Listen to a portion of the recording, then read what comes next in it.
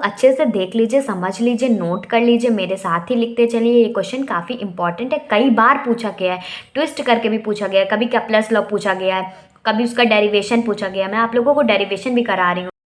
Welcome to our YouTube channel your BSc guide. आज की इस वीडियो में हम क्वेश्चन नंबर 20 को डिस्कस करेंगे, जो कि 2018, 11, 13, 15 और 10 में बहुत सारे ईयर्स में ये पूछा गया है, तो काफ़ी इंपॉर्टेंट भी क्वेश्चन है। तो ये क्वेश्चन क्या कहता है, right and proof Kepler's law of planetary motion. Kepler's law of planetary motion होता क्या है वो बताना है। इसी क्वेश्चन को एक और तरीके से पूछा गया है कि what are Kepler's law of planetary motion. Kepler's law of planetary motion होता क्या है। How Newton law of gravitation can be derive with Kepler's law. कैसे न्यूटन लॉ ऑफ ग्रेविटेशन को कैप्लर्स लॉ की मदद से डिराइव करेंगे। और derive Newton law of gravitation with the help of Kepler's law. इसी को दूसरी तरीके से पूछा गया था कि डिराइव करो न्यूटन लॉ ऑफ ग्रेविटेशन को कैप्लर लॉ की मदद से। तो देखते हैं इसको। तो आंसर लिखेंगे कैप्लर्स लॉ। कैप्लर का जो फर्स्ट लॉ है उसे हम लॉ ऑफ इलिप्टिकल ऑर्बिट से भी रिप्रेजेंट करते हैं। तो इसमें लिखेंगे all planet revolve around the sun in elliptical orbit and sun is one of the foci.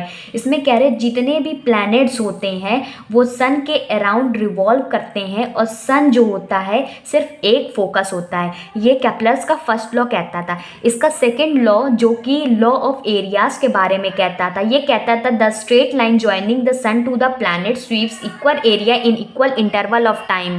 देखिए केप्लर का सेकेंड लॉ कहता है कि जो straight line joining to the planet the straight line joining the sun to the planet sweeps equal area in equal interval of time.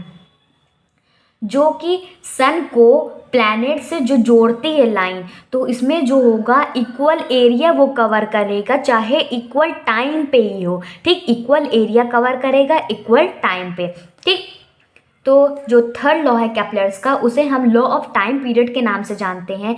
Square of time period of planet is directly proportional to the cube of the major axis distance from the earth. Major axis को हम distance from the earth, that is distance from the earth भी कह सकते हैं। इसमें देखिए जो time period का स्क्वायर है वो डायरेक्टली प्रोपोर्शनल है cube of the major axis, जिसे हम ए से रिप्रेजेंट करते हैं। मेजर एक्सिस मतलब जो डिस्टेंस होती है सन से वो क्यूब होता है। अब प्रोपोर्शनलिटी का साइन हटेगा तो इक्वल आ जाएगा। ठीक, ये इसका डायग्राम है। तो आप लोग अच्छे से देख लीजिए, समझ लीजिए, नोट कर लीजिए, मेरे साथ ही लिखते चलिए। ये क्वेश्चन काफ़ी इंपॉर्टेंट है, कई बार पूछा गया है, ट्विस्ट करके भी पूछा गया है, कभी कैप्लर्स लॉ पूछा गया है, कभी उसका डेरिवेशन पूछा गया। मैं आप लोगों को डेरिवेशन भी करा रही हूँ। देखिए डेरिवेशन देख लेते हैं। सबसे पहला वाला डेरिवेशन है, मोर प्रैक्टिस की ज़रूरत है, इसमें काफ़ी इंपॉर्टेंट भी है, तो देख लेते हैं।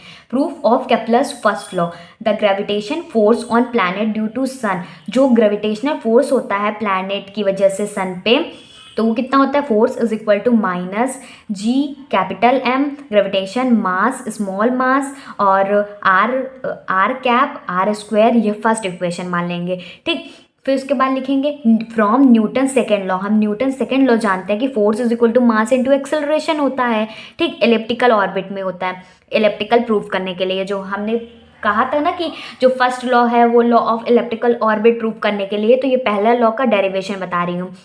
Force is equal to mass into acceleration होता है। तो यहाँ पर एलिप्टिकल ऑर्बिट है, इसीलिए यहाँ पर रेडियल एक्सेलरेशन होगा, जिसका फॉर्मूला होगा force is equal to mass हो जाएगा, रेडियल एक्सेलरेशन का फॉर्मूला होगा d square r upon d t square minus r d theta upon d t का होल स्क्वेयर आर कैप। ये इक्वेशन नंबर सेकेंड है। आगे देख लेते हैं। इसमें अब हमने दो इक्वेशन निकाल ली, तो फर्स्ट और सेकेंड वाली इक्वेशन को इक्वल कर देंगे। जब इक्वल कर देंगे तो मास से मास कैंसिल आउट हो जाएगा, आर वेक्टर से आर कैप कैंसिल आउट हो जाएगा। और हम जानते हैं D theta upon d T जो होता है वो ओमेगा के इक्वल होता है। ठीक, तो ये कितना हो जाएगा, यहाँ से minus G capital M by r square as it is लिख देंगे, और फिर डी स्क्वायर आर इसको एज इट इज़ लिख देंगे। यहाँ पर वैल्यू जो d theta upon d t है, यहाँ पर ओमेगा स्क्वायर आ जाएगी। ठीक, ये माइनस का था, ये इसको पूरा एक साइड रहने देंगे, इसको इधर कर लेंगे, चाहे ऐसे भी कर सकते हैं वैसे भी कर सकते हैं। ठीक, तो फिर क्या करेंगे,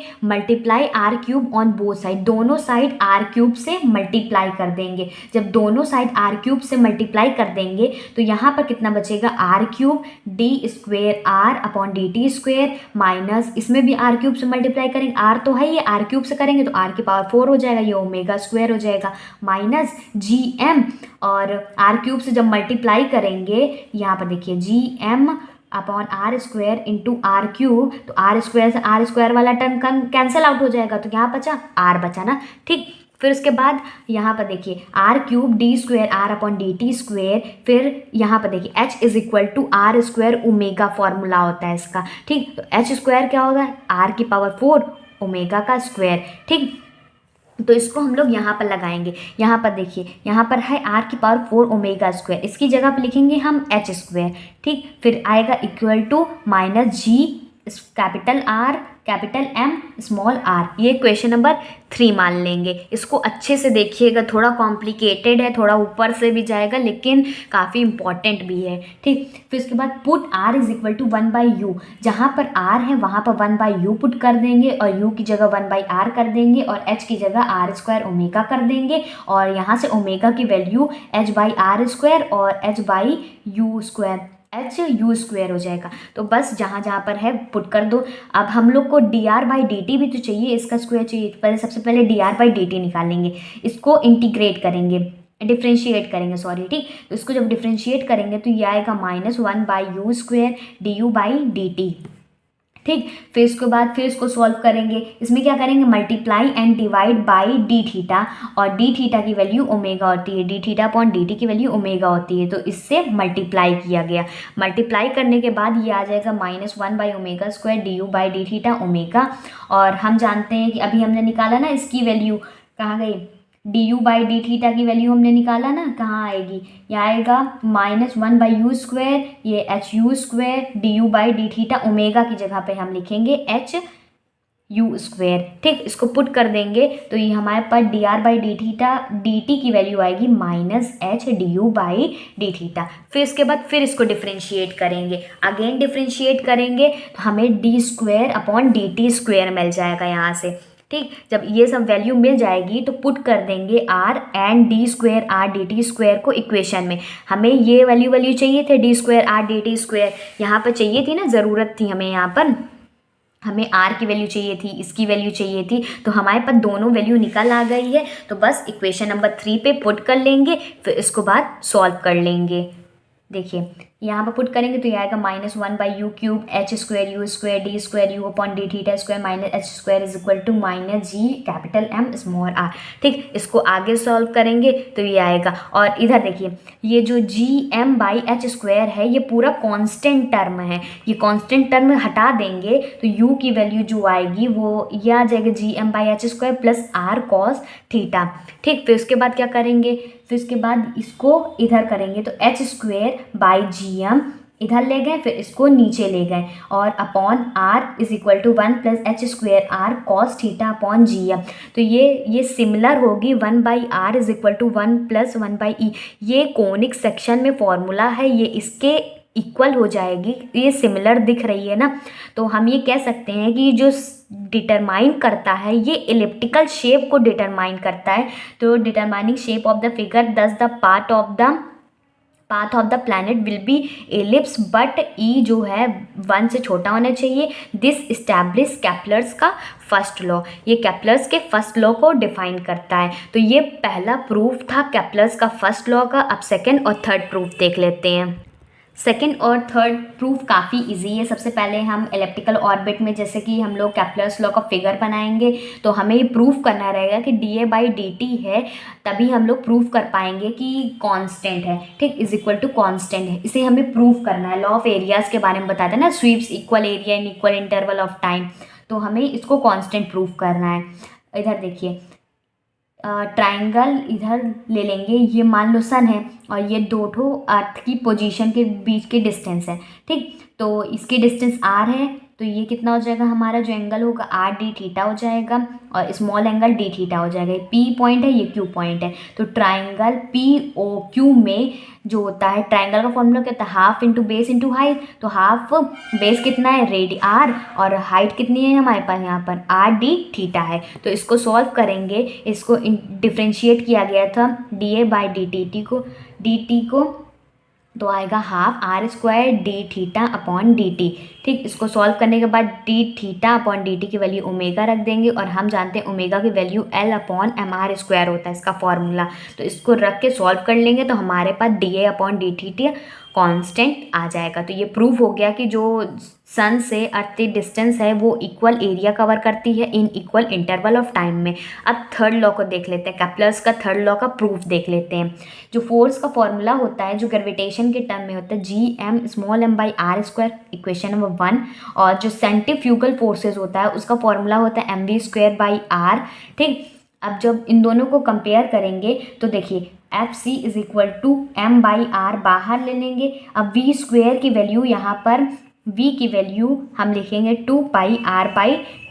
ठीक, तो यहाँ पर v वेलोसिटी की जगह यहाँ पर 2πr/t का स्क्वायर कर देंगे, इसको सॉल्व कर लेंगे। ये क्वेश्चन नंबर सॉल्व करने के बाद r से r कैंसिल आउट हो गया, तो इतना हमारे पास बचा। क्वेश्चन नंबर 3 लिख देंगे।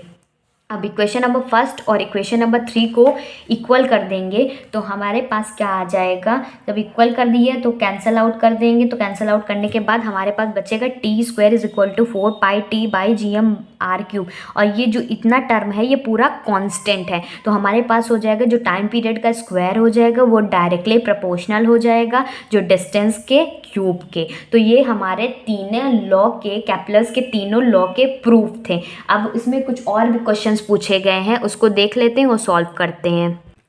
इसमें ये भी पूछा गया था कि डेरिवेशन बताओ न्यूटन लॉ ऑफ ग्रेविटेशन को केप्लर्स लॉ की मदद से। तो हम जानते हैं फोर्स जो होता है हमारा mv²/r होता है। तो क्वेश्चन नंबर 1 ले लेंगे। m क्या है, mass of the planet. v क्या है, orbital velocity in an orbit. r क्या है, रेडियस। और टाइम पीरियड होता है = 2πr/v। तो यहाँ से हम v की वैल्यू निकाल लेंगे 2πr/t। ठीक, सेकेंड इक्वेशन हो गई। अब सेकेंड इक्वेशन को फर्स्ट इक्वेशन में पुट कर देंगे। तो सेकेंड इक्वेशन को फर्स्ट इक्वेशन में पुट करेंगे तो फोर्स आएगा m/r 2πr/t का होल स्क्वायर। इसको जब सॉल्व करेंगे तो ये आएगा फोर्स की वैल्यू 4m/r²/t²। हम जानते हैं केप्लर्स लॉ की मदद से कि t² = kr³ होता है, जो कि थर्ड लॉ था, अभी मैंने बताया आप लोगों को। तो बस यहाँ पर पुट कर देंगे।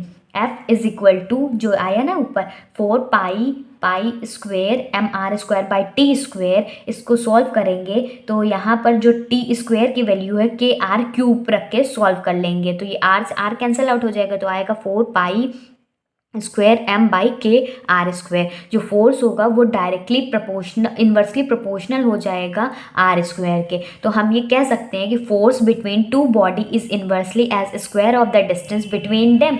न्यूटन जो proposed law of force between sun and planet, जो फोर्स था न्यूटन ने जो प्रपोज्ड किया था फोर्स सन और प्लैनेट के बीच में, वो था फोर्स = जो g होता है gravitation, mass of the earth m r²। तो ये जो वैलिड था हर बॉडी के लिए यूनिवर्स से। तो यही था न्यूटन लॉ ऑफ ग्रेविटेशन, जिसे हम इसके नाम से जानते हैं, ये फॉर्मूला से नाम से जानते हैं, और केप्लर्स लॉ की मदद से इसको आप लोगों को डेराइव कर दिया है। होप आपको ये क्वेश्चन समझ में आया होगा।